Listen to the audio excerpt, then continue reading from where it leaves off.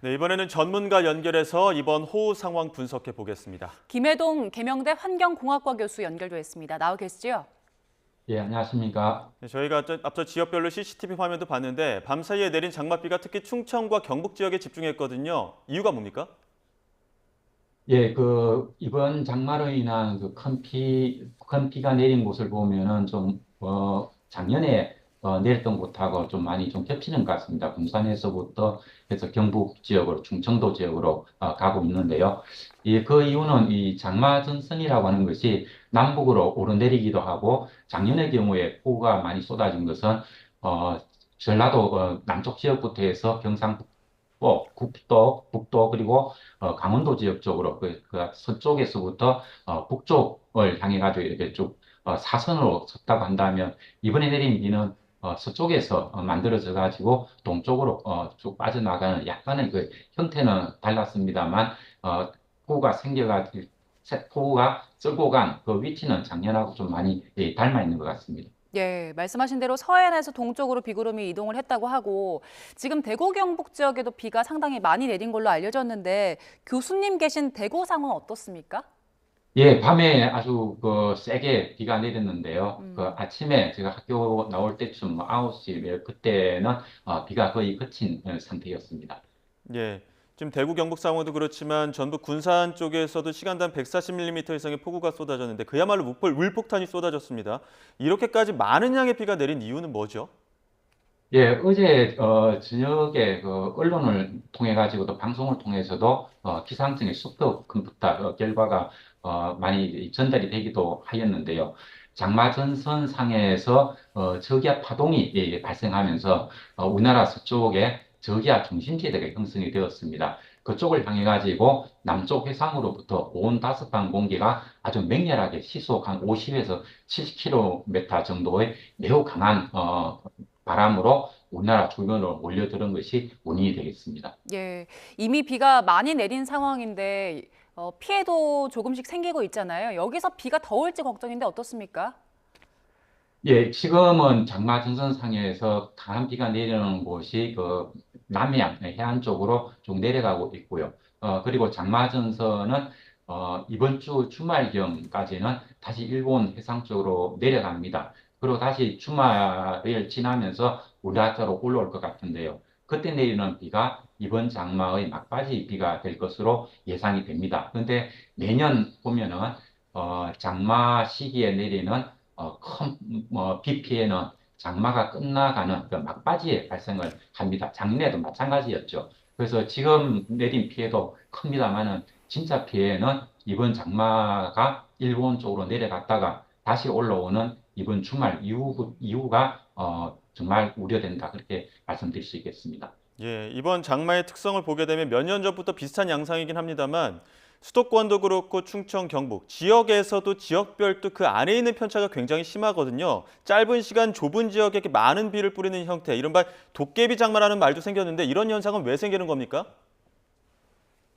예, 그렇죠.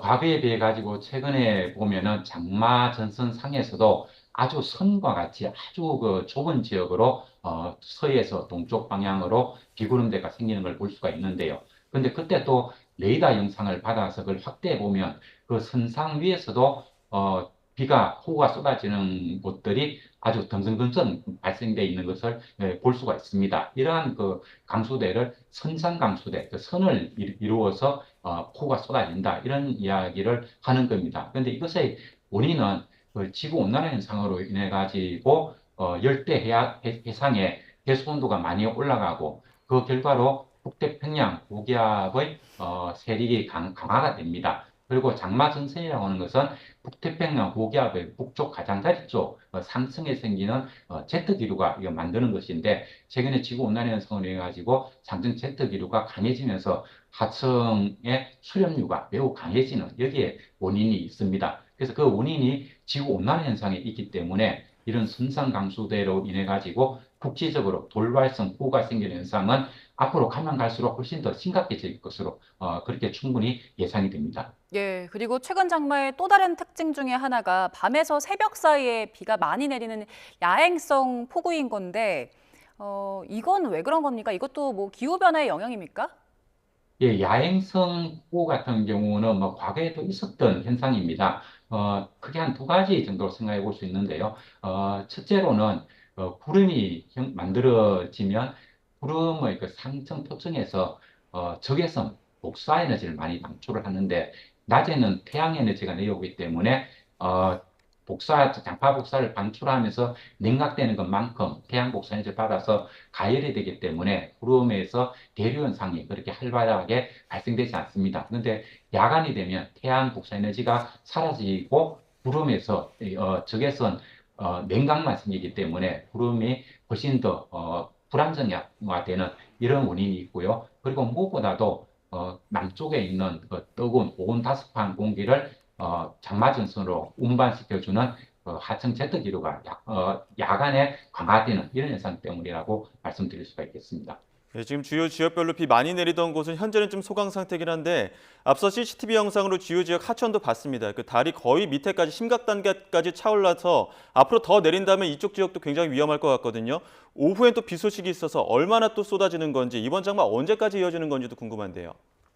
그래서 요즘은 그 돌발성 강수이기 때문에 기상청에서도 시간을 좀 충분히 놓고 정확하게 표적을 삼아서 예보를 내기는 상당히 어려운 그런 상황이 있습니다. 그래서 이런 경우에는 좀 광범위한 영역에서 큰 비가 예상이 되는 그런 곳에서는 접근을 안 하는 것이 가장 좋은 방법이다. 그렇게 말씀드릴 수가 있겠습니다. 그리고 이번 장마는 그 장마 시기는 예년과 비슷하게 7월 하순, 7월 20일에서 한 25일, 그때까지 이어지지 않을까, 이렇게 생각이 됩니다. 따라서 이번 장마는 이번 주말을 지나면서 올라오는 것이 막바지 장마가 될 것으로 예상이 되고요. 그리고, 이번 여름 장마의 비 피해의 하이라이트를 맞이할 가능성이 크다고 생각이 됩니다. 예. 아직도 이제 추가적으로 비가 더 내릴 수 있기 때문에 해당 지역에 계신 분들은 좀 이런 달이 지나실 때 주의하시는 게 좋을 것 같고요. 지금 비가 많이 내리면서 특정 지역들은 지반이 좀 약해져 있는 상황이잖아요. 그래서 산사태 위험도 있을 것 같은데 어떻습니까? 그렇죠. 산사태 위험성 상당히 크죠. 그래서 최근에 보면은 이틀 전에 내린 비라든가 어제 내린 비 같은 경우도 강우 강도는 뭐 매우 강했습니다. 금산에서 140을 포함해서 시간당 30에서 50 정도가 되면은 이 산사태를 유발할 수 있는 충분한 정도의 강우량이 되겠습니다. 그래서 그런 지역에 사시는 분들이고 그리고 비가 이 전망이 될 때는 미리미리 대피하는 것이 가장 좋은 방법이 되겠습니다. 폭우가 쏟아지기 시작하면 이미 그때는 우리가 대피할 시간을 확보할 수가 없습니다. 예. 교수님, 특히 유의해야 할 지역들 어디 있을까요? 예, 일단 이번 비 같은 경우는 이제 장마전선이 남쪽으로 내려가기 때문에 어제와 같은 그런 큰 비가 이번 주말까지는 뭐 그렇게 우려가 되지 않습니다. 그렇지만 그 외에는 다시 남쪽에서부터 북쪽으로 올라가면서 큰 비가 예상이 됩니다. 근데 네. 금년의 비 같은 경우는 돌발성이긴 합니다만은 장마전선이 남쪽에서 북쪽으로 오르내리면서 내린다는 그런 특성을 보면은 과거에 우리가 보았던 전통적인 장마와 거의 비슷합니다. 그 말은 우리나라 전체적으로 안전한 곳은 없다. 그렇게 말씀드릴 수도 있을 것 같습니다. 저희가 지금 교수님 말씀 들으면서 각 지역 하천별 상황도 지금 CCTV로 현재 상황 보여드리고 있습니다. 지금 보시는 곳이 이제 논산대교인데 저런 지역들 보면 물살도 세고 또 거의 다리 밑에까지 물이 차오르기도 했거든요. 지금 뭐 금창교 모습도 그렇고요. 앞서 그 경북 경산 지역에서는 집중호우로 40대 여성 택배기사가 급류에 휩쓸려서 실종도 했고 지금 수색 작업 이틀째 계속된다고 합니다. 침수된 차량을 확인하다 급류에 휩쓸린 건데 이 차에 타고 있을 때 폭우가 쏟아진다면 또 이러한 급류가 있는 교각을 지날 때 좀 주의해야 되는 게 있다면 어떤 게 있을까요? 그렇죠. 가장 중요한 것은 그런 곳에 접근 안 하는 것이 가장 중요한데요. 큰 비를 맞이했을 때, 그럴 때는 차량에 대한 미련, 이것을 과감하게 버리는 것이 가장 중요할 것 같습니다. 몇 예. 년 전에 흰남노 왔을 때도 그렇고요. 항상 보면은 차량 사고와 인명피해가 같이 나는데, 그때 보면은 이 차량을, 을 갖다 구하려는 그런 마음, 이것이 좀 재해를 많이 키우고 있는 것 같습니다. 그래서 그러한 피해를 맞이했을 때는 우리 그 인명이 가장 소중하다는 그 생각을 꼭 간직했으면 좋겠습니다. 교수님, 이게 차량에 대한 미련을 버려야 된다 이런 말씀해 주셨는데 지금 이 40대 여성 택배 기사의 경우에는 차량을 버리고 침수로 쪽으로 나왔다가 그 급류에 휩쓸린 거거든요. 이런 부분에 예. 대해서는 차량을 내릴 때도 좀 주의가 필요할 것 같은데 이럴 때쯤 주의사항이 있다면 어떤 게 있을까요?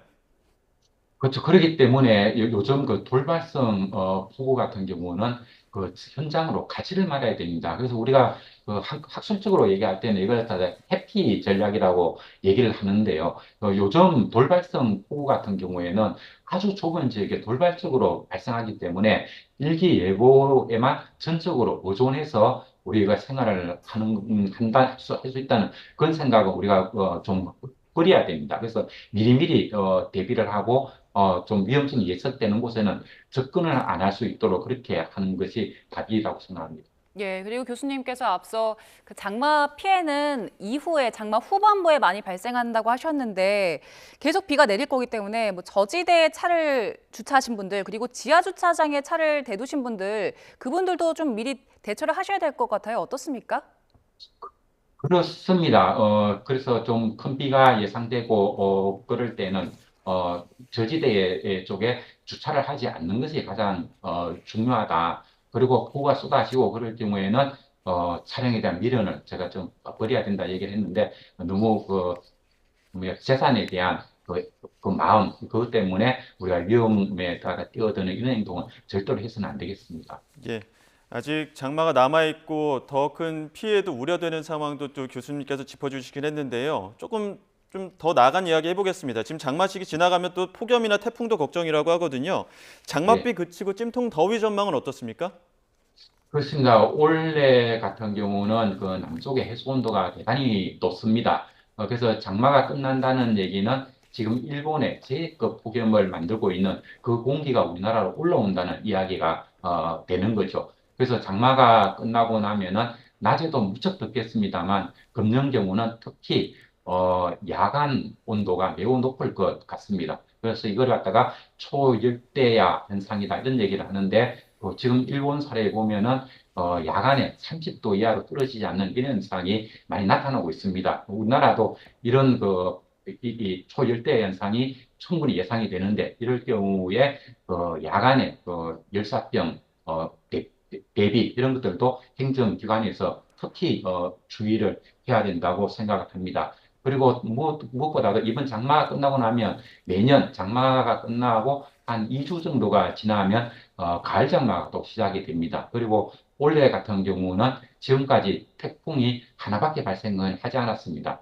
지금 발생하지 않은 이 태풍이 8월 하순부터 해서 9월, 10월에 걸쳐가지고 폭발적으로 발생이 될 것 같고요. 그리고 올해는 또 라니냐 현상으로 전이될 가능성도 높기 때문에 늦더위 그리고 가을 장마 그리고 가을 장마와 태풍이 또 결합돼서 엄청난 폭우를 가져올 그런 위험성도 가능성이 예년에 비해서 훨씬 높다고 그렇게 생각이 됩니다. 그래서 어찌 보면은 지금 아직까지 우리가 금년에 맞이해야 될 폭우라든가 폭염에 대한 큰 재해 이것은 이제 시작에 불과하다 그렇게 말씀드릴 수밖에 없을 것 같습니다. 예, 알겠습니다. 여기까지 듣도록 하겠습니다. 지금까지 김해동 계명대 환경공학과 교수와 함께했습니다. 오늘 말씀 고맙습니다. 예, 고맙습니다.